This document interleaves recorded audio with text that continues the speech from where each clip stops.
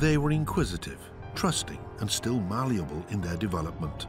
In the Third Reich, the National Socialists shamelessly exploited the naivety of the children. Teachers told me that the Führer wanted the best for Germany. Youngsters were manipulated. Human values no longer counted. Suddenly, the call came to hate, to demand separation. Nothing was the way it once was. Never again do I want to experience the pain of saying goodbye to someone you know will be taken away the next day. The horror was inconceivable. What children experienced in those camps can never be wiped from their memories. Children in the midst of falling bombs. In World War II, daily life had become a nightmare. Bombs were exploding all the time. The grown-ups clung to us and we hung on to them because everyone was terrified. A childhood spent in chaos. All they knew was that they had to function in this tiny segment, and they did function like clockwork. Exploited for Hitler's insane plans, the Nazis sent child soldiers into battle. Günther, there's one over there, get him out. These children would never forget what they had seen at the front. No one with any common sense would have thought this possible. What was vaunted as heroism gave way to bloody reality. I was paralyzed with fear. What if he pulls the trigger, I thought. What they had experienced not only haunted soldiers, even after the war. And then we were beaten. It was appalling. The collapse became traumatic. Many soldiers would never forget the horror. What did you do with the child? My God, what on earth happened to you out there? For someone with post-traumatic stress disorder, the trauma is never over. The evil Nazi regime had exploited and betrayed them. What has remained is the pain. Naturally, it's incredibly hard for many of them to understand that it was all an illusion, to realize that they were lied to. We're talking about the eternal child that cried out so loudly but was never heard because there was no time or place for that. For the gruesome war of the adults, the youngest of all sacrificed their most precious possession. When I had overcome my disgust, I turned over the first corpse. Doing something like that is totally alien to childhood. In the war, you just weren't a child anymore.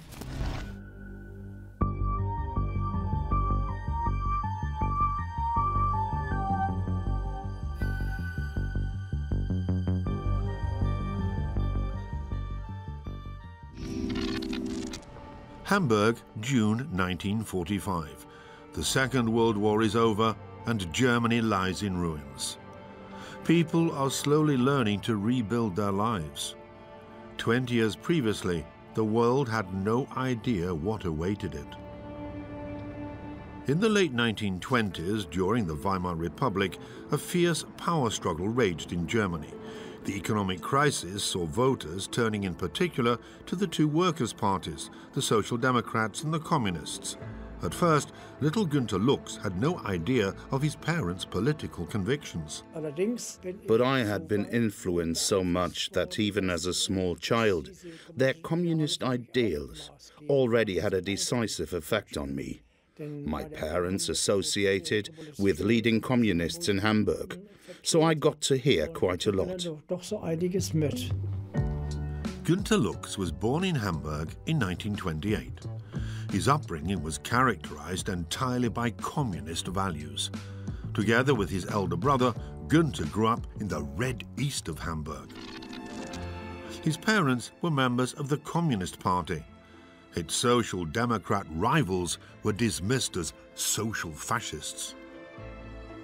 Their view was that when they had got rid of the whole rotten lot, the capitalists, the exploiters, we'd all be better off. But they had no idea of how things would continue after that. And later we saw what that led to. Elisabeth Lux always played an active role. In the east of Hamburg, Günther and Hermann's mother was known as Red Lieschen. A convinced communist, she believed firmly in socialist values. When the Communist Party held its meetings, the Lux family was always present. For the children, that was simply the way things were. They were involved and followed the example set by their parents.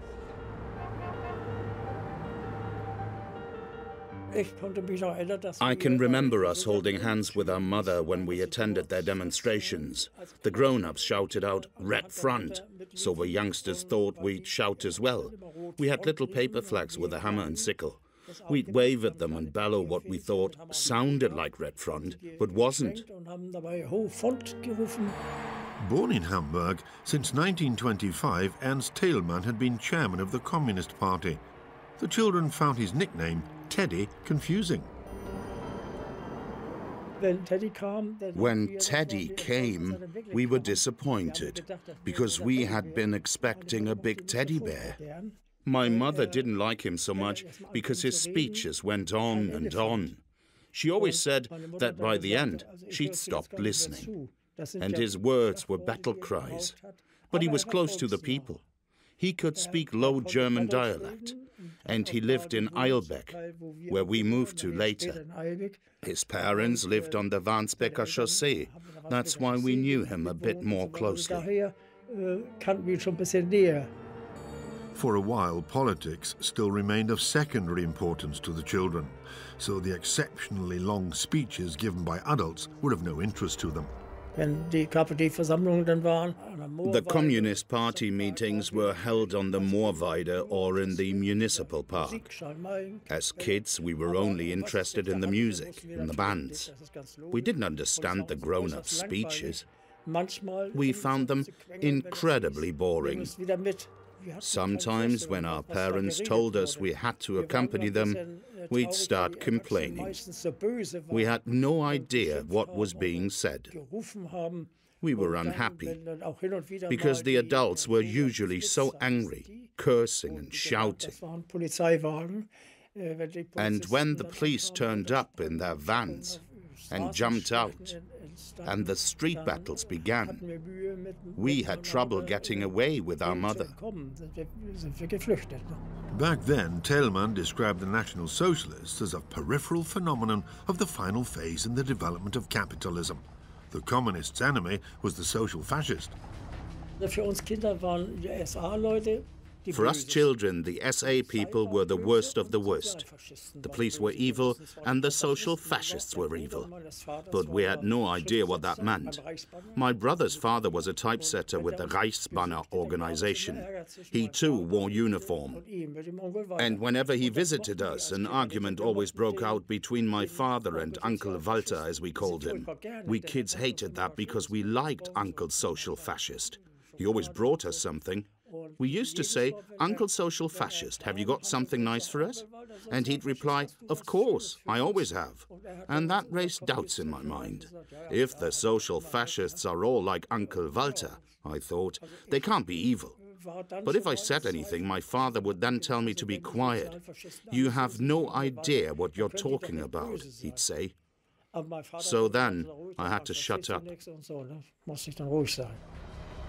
January the 30th, 1933 changed everything. After the Nazis seized power, the communists saw themselves confronted by an enemy they had underestimated and who was now their greatest threat. Later, when the Nazis were in power and my uncle came to visit us, he told my father, "You were wrong to call us social fascists. The enemy is on the right." The Nazi takeover was a disaster for the Lux family. The Communist Party was banned, and Hermann and Elisabeth had to be careful what they said and to whom. But Red Lieschen still offered resistance on a minor scale.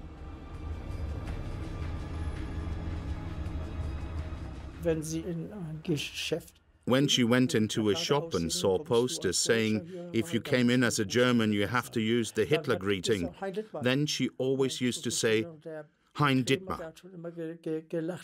That made the shopkeeper laugh. He'd point at the sign when she came in. But you had to be careful because there were lots of people who would denounce you. Then you'd be picked up, as it was called. Political arrests were now an everyday occurrence. But what exactly did it mean to say someone had been picked up? For a 5-year-old, that was hard to understand. I asked the block leader what it meant.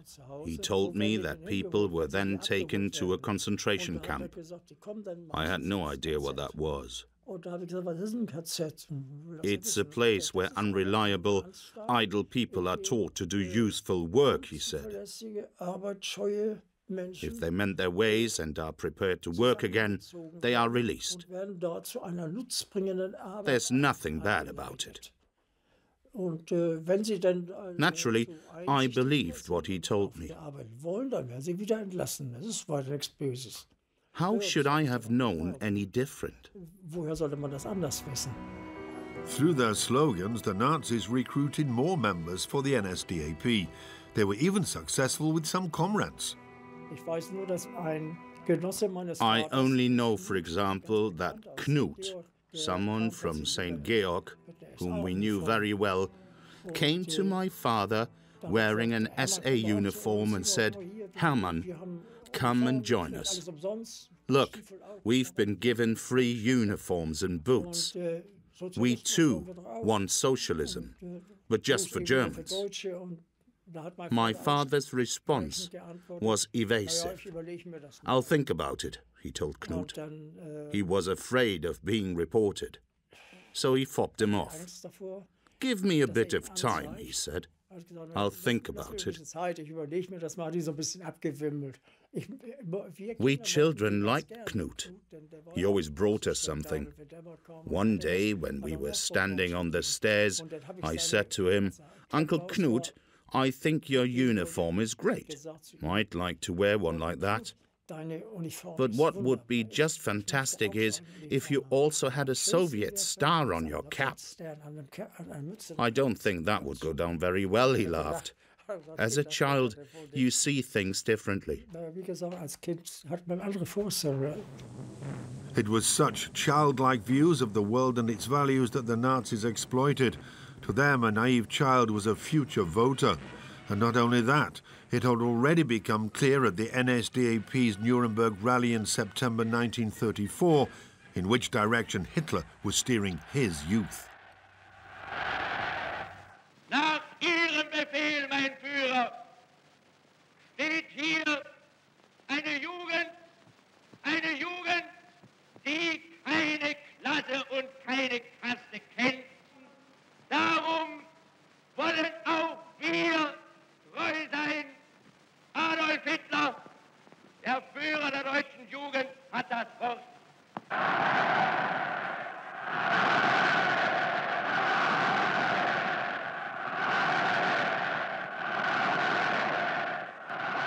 Meine deutsche Jugend, wir wollen, dass dieses Volk einst nicht verweichlicht wird, sondern dass es hart sein kann.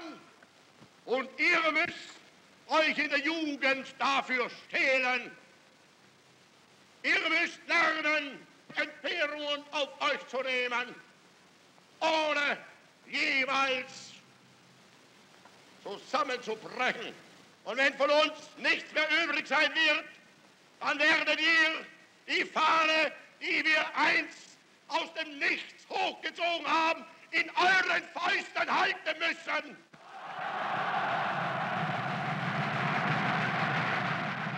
Wer die Jugend auf seiner Seite hat, hat die Zukunft. Those who have the youth of the country on their side have the future in their pocket.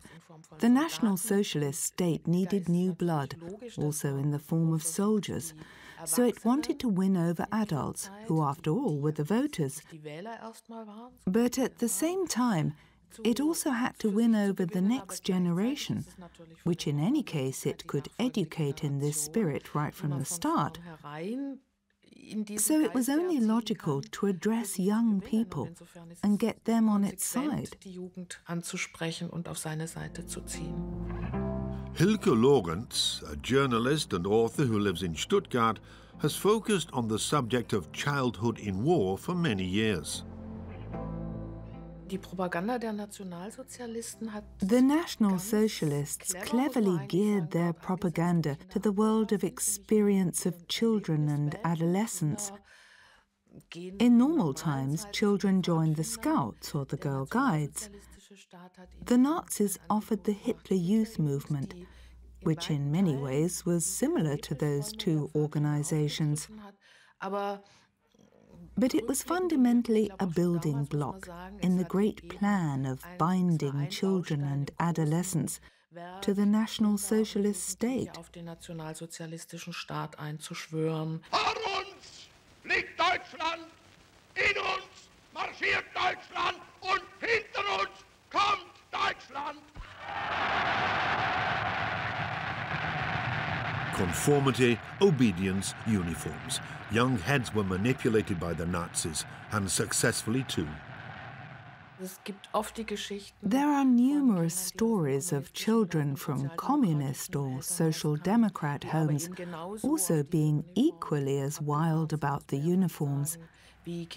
This led to conflicts within families, which the Nazis certainly didn't find inopportune.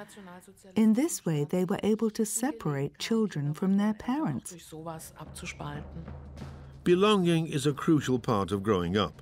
Günter Lux didn't want to be excluded either, and most of his school friends were already members of the Jungvolk, the young section of the Hitler Youth.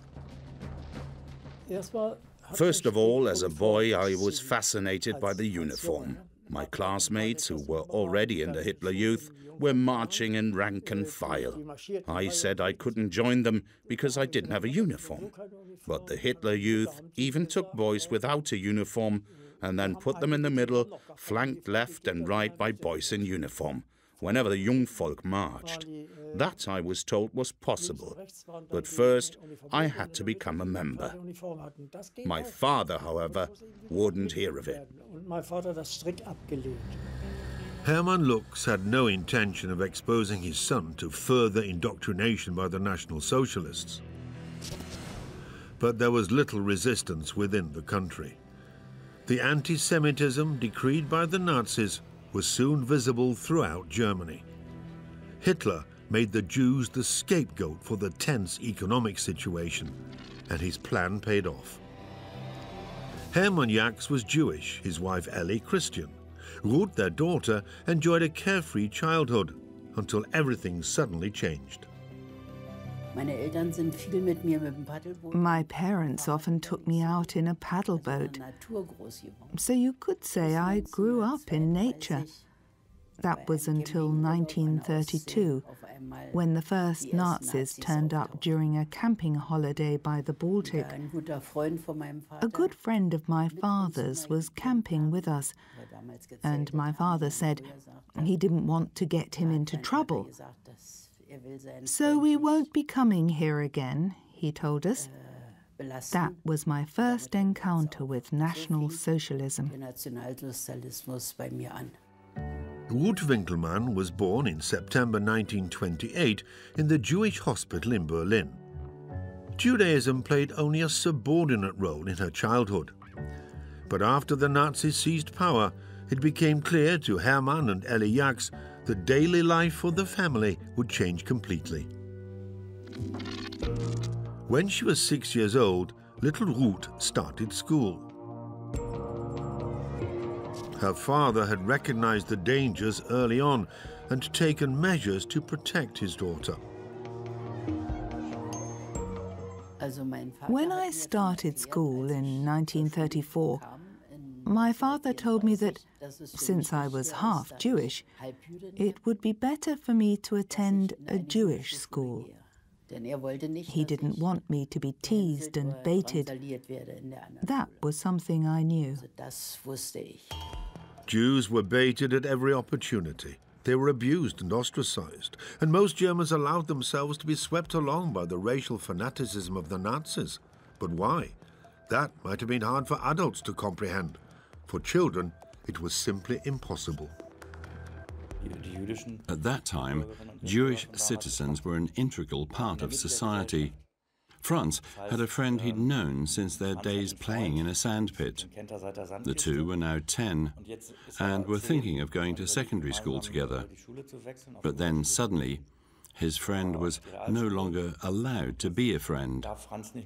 Yet we have to take a diversified approach to the influence that was being brought to bear. It didn't just come from what the Führer propagated. The parents also played along. So how strong were parents? How strong could they afford to be? How much of a safety net did the family need in order to survive? In view of the dangerous situation, saying the wrong thing could see a family sent to a work camp or concentration camp and perhaps killed. On the streets, hatred ruled, and Hitler's henchmen didn't even stop at children. They were systematically ostracized. And they asked questions. Their parents owed them answers.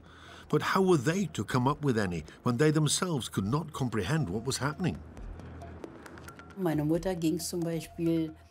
Once a month, my mother used to take me for a stroll through town, and we would always go for a meal in a restaurant.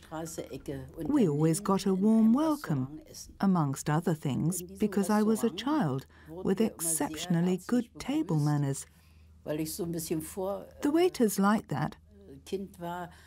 One day, though, there was this sign up saying, "Jews not welcome." And that was the end of that. As you can imagine, we never went there again. But I missed it.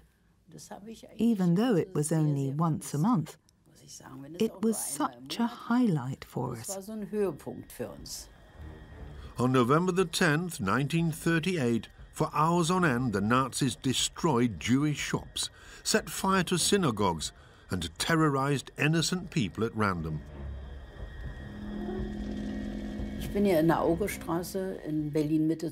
I went to school in the Auguststrasse in Berlin center. My father and my grandfather always drove me there. The morning after the Kristallnacht, as it became known, there were the first glass fragments in the streets. Shop windows had been smashed. Daubed on those still intact were words like Jewish pig. Sometimes there was a Star of David with a line through it.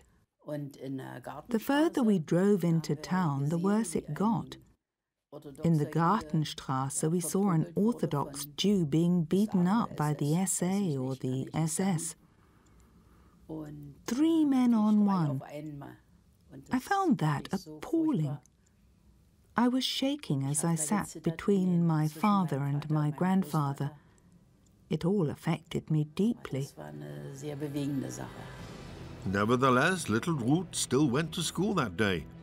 On that November the 10th, many people were still unaware of the extent of the pogroms. I arrived at school, and at first, everything was totally normal. When I went in, we were taken straight to the hall. The school was then sealed off. Rubbish was placed in front of the entrance, so we couldn't get either in or out. That was very impressive. Then there were these rioting gangs going up and down the Auguststrasse, banging on the doors and windows. That was really scary. The children in the school on the Auguststrasse were frightened. All the exits were sealed. The teachers discussed how they might get the girls out and keep them safe from the bully boys.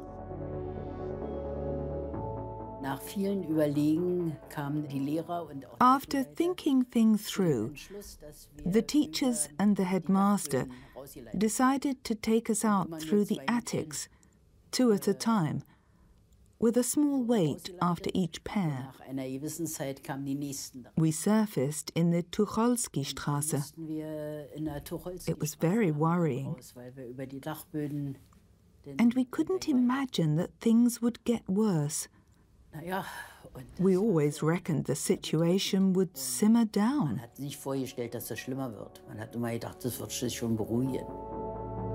But the shock ran deep. Günter Lux kept trying to convince his father to let him join the Hitler Youth. In the meantime, his parents were divorced. Günter and his brother were living with their father and his new wife Lizzie. Hermann Lux remained steadfast. My father said, "You're not joining the Hitler Youth. Times will get better soon, and then you can join the Red Young Storm." And I was happy with that. But on the other hand, I wanted to join the Hitler Youth because my friends were in it. So there I was, teetering between two ideologies. What my mother told me couldn't be wrong. But then again, I was hearing from my teacher that the Führer wanted the best for Germany. So you can imagine that as a young person, I had no idea which way to go. Günter's parents wanted to protect their son from manipulation, but soon the Nazis took even that right from them.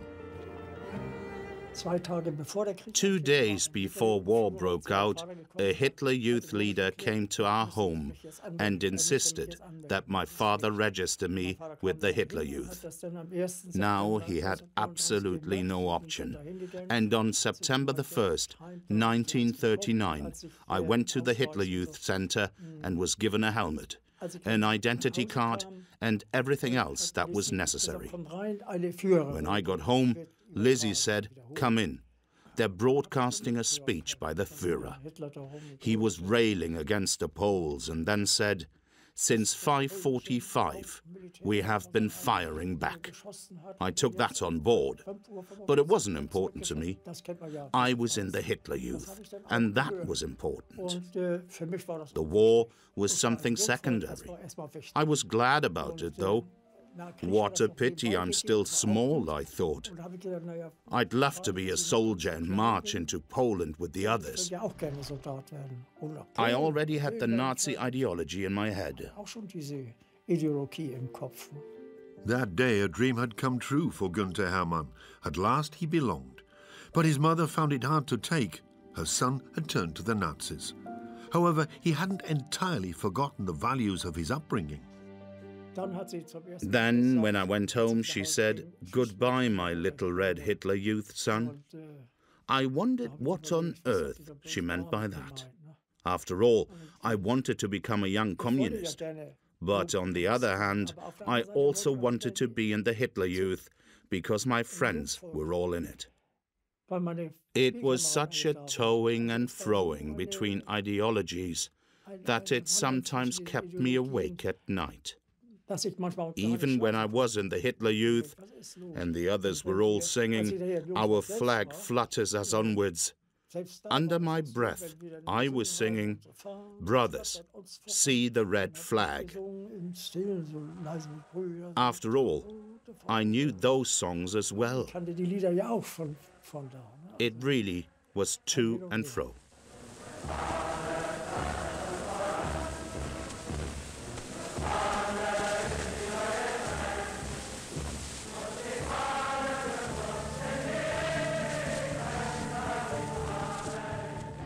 Children were easy prey for the Nazis, who even managed to sow mistrust within families.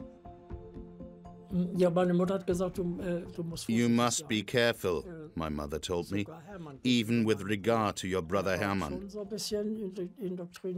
He had already been indoctrinated somewhat by Nazi ideology. "It's strange," she said. "He's always so quiet. Don't let on what happens here. Don't tell anyone that the comrades come round for coffee."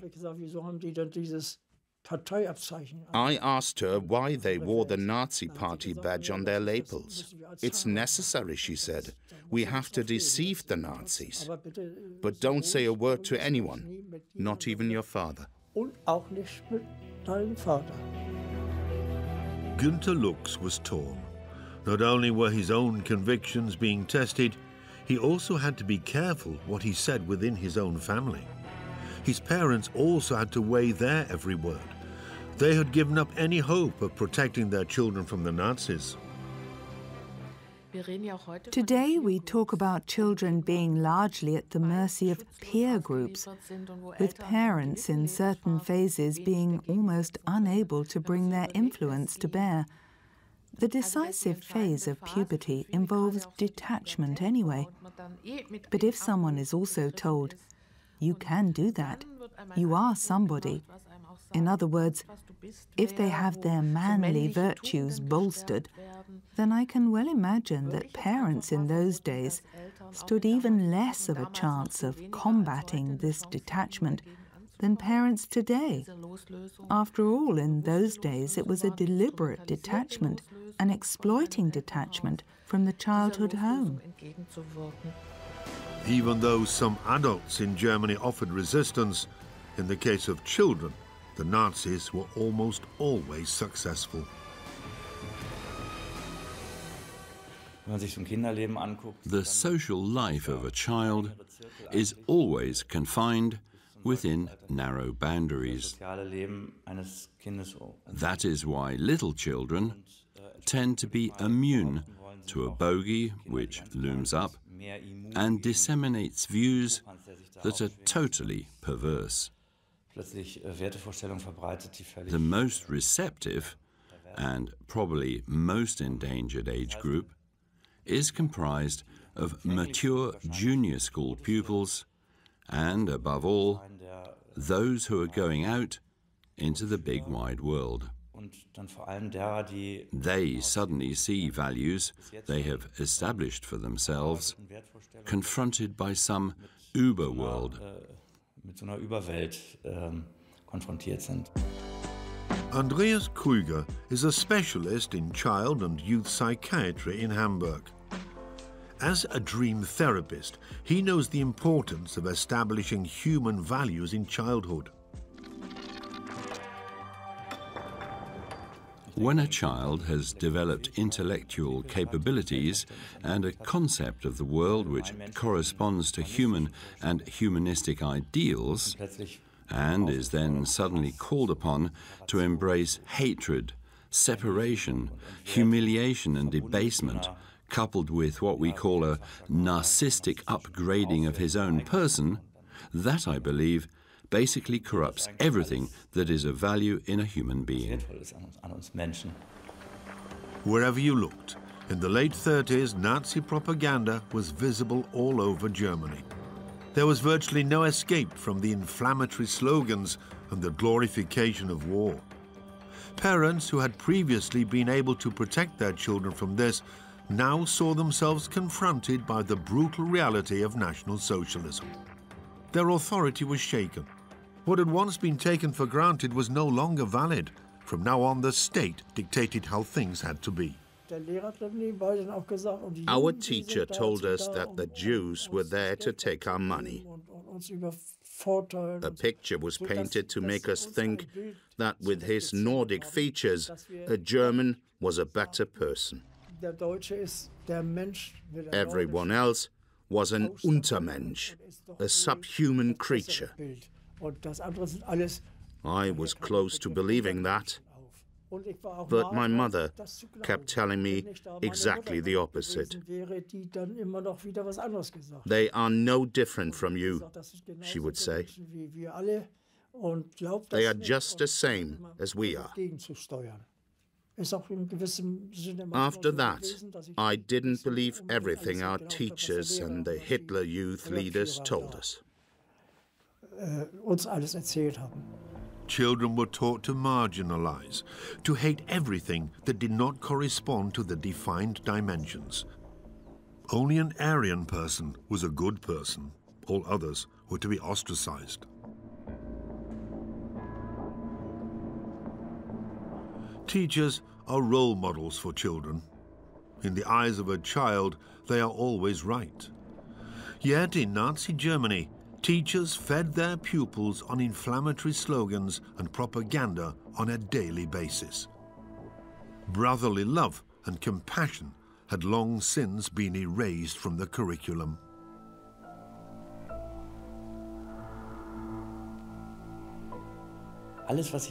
Everything they had learned about human relations, about coexistence, was cast aside. Sadly, few people from the time are prepared to talk about their innermost thoughts. That is a pity, because we as therapists, and especially me as a child therapist, could learn a lot from them. What effect did this propaganda, this external world, have on their inner world? I think that for many people, the most damaging aspect of all is that the humanity they had internalized was now being questioned.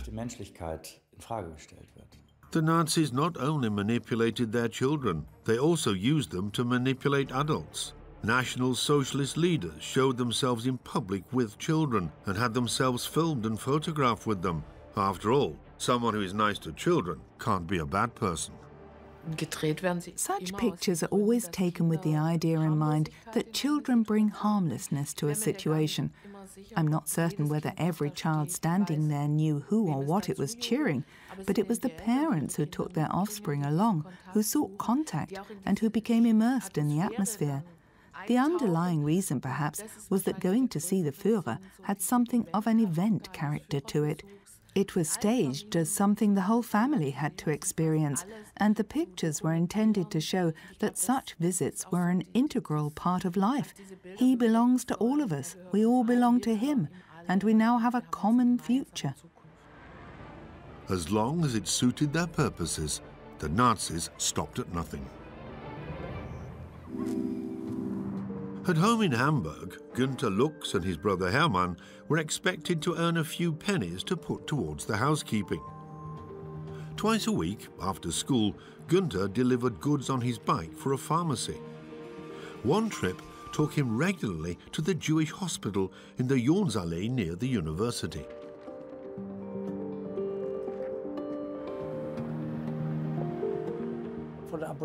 The pharmacy employed me as an errand boy, and I used to take medicines round to the hospital. The doctors and nurses there were always so nice and friendly. One day, they all had a Star of David on their coats. I was horrified. I had no idea that they were all Jews.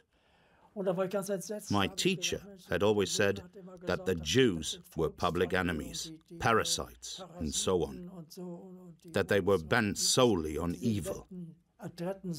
But these nice doctors can't be like that, I thought. When I got back to the pharmacy, I had to weigh out tea upstairs. When I started crying, the pharmacist told me that he understood why I was so shaken and said I would not have to go there again. What Günter Lux did not know at the time was that Jews in Germany were not only being ostracized and separated from the rest of society through the Yellow Star, Jewish citizens had to report daily to collecting points, like this one in Stuttgart. There they were registered, had their valuables confiscated, and were put on a train belonging to the Reichsbahn, the German National Railway, without knowing where they were going. In fact, they were being taken to the Nazis' work and extermination camps. By now, no one was safe from the despotism. Ruth's cousin Egon was just 17 when, on an autumn day in 1941, he said goodbye to his mother to report for a night shift. But Egon never arrived at his place of work. It was an absolute nightmare. Above all, Egon was a lad you could rely on, someone who would never have done anything wrong. He was such an upright young chap.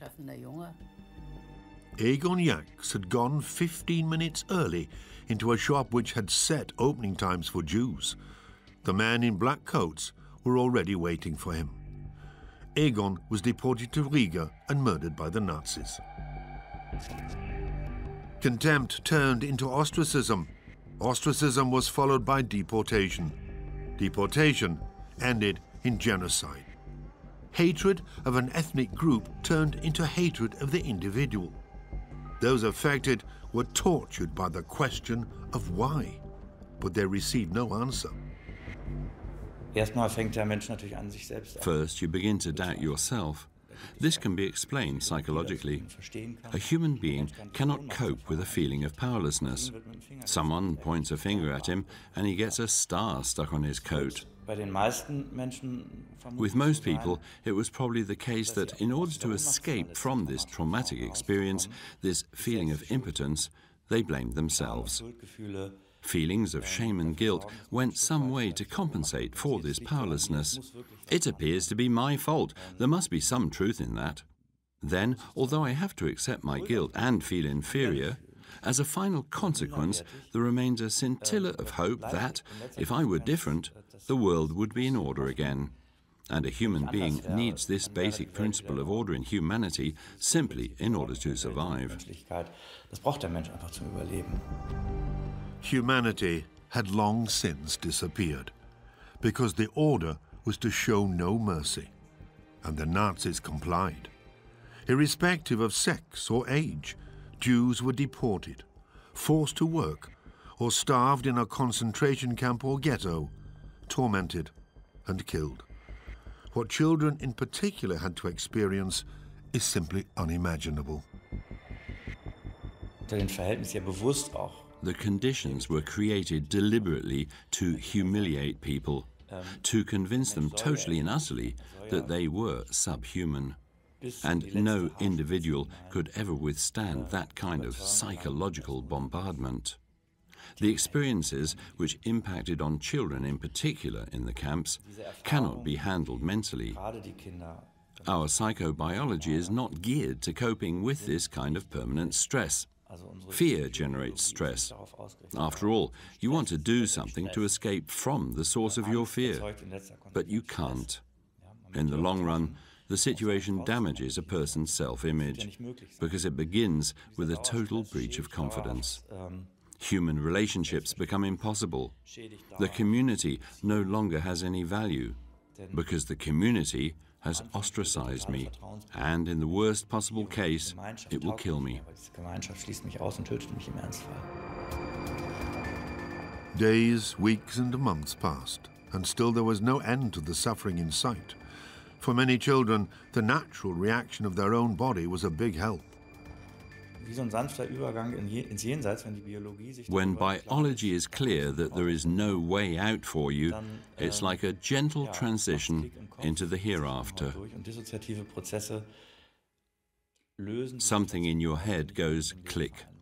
A fuse blows, and dissociative processes dissolve the situation, which is no longer compatible with life. They create a gentle transition to the hereafter. Children who had resigned, who could no longer pull themselves together, even if they wanted to, and just cowered there, also suffered dissociative processes in the sense of biological mercy.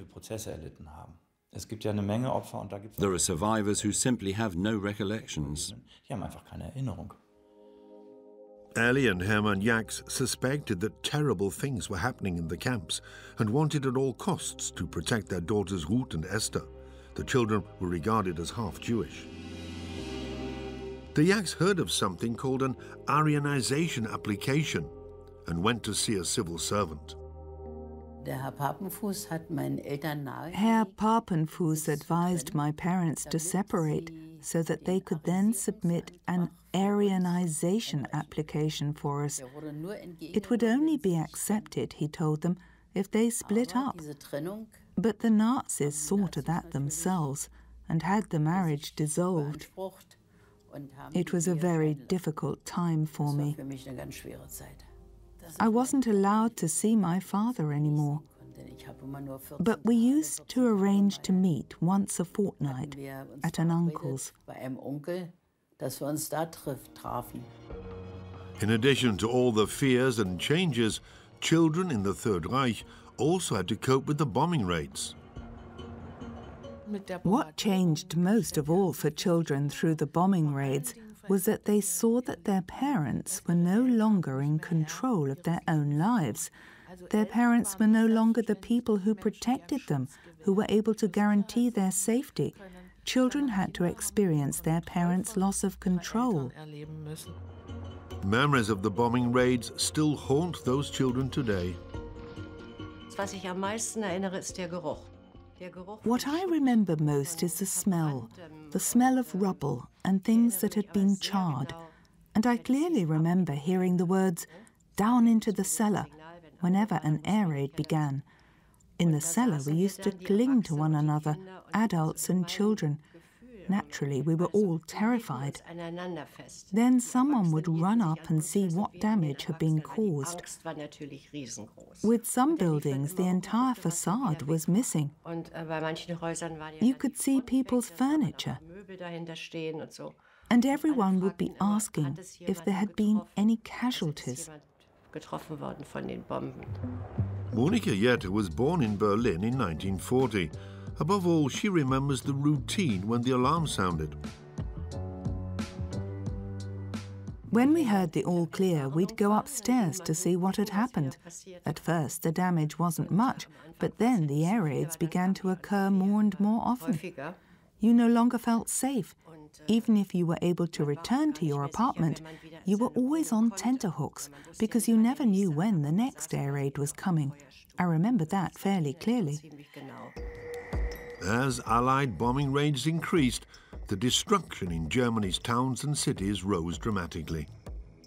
When the sirens began to wail, it was dangerous to be out on the street. People had to head at once to their nearest bunker. Günter Lux also remembers. In 1940, he was 12 years old.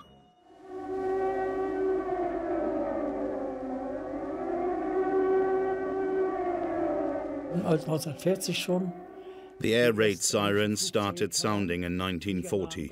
That was when the first British aircraft appeared. There was a factory opposite our house, and it had installed sirens. It was a long, drawn-out sound with 3 intervals. When all hell broke loose, we kids thought it was great. Then we had to go down into the cellar. The block leader told us to switch off all our lights. There was a blackout. Cars had to have their headlamps covered with just a small slit open. Even bicycles couldn't show a light. The air raid warnings soon became part of everyday life, and for many children were nothing more than a big adventure. Often they just didn't realize the threat to life and limb.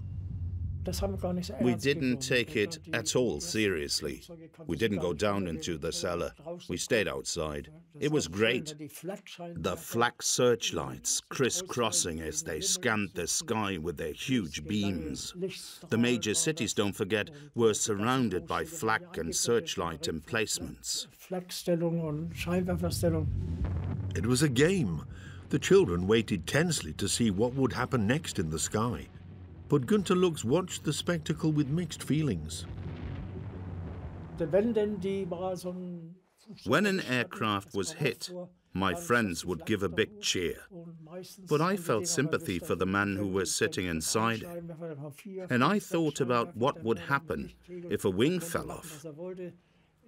The searchlights illuminated everything, and once an aircraft was caught in the light of 2 of them, the aircraft was always doomed.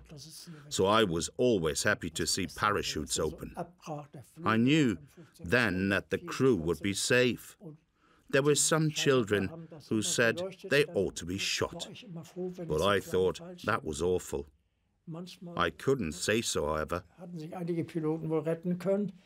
I was glad to see the parachutes disappear out of the beam of light in one piece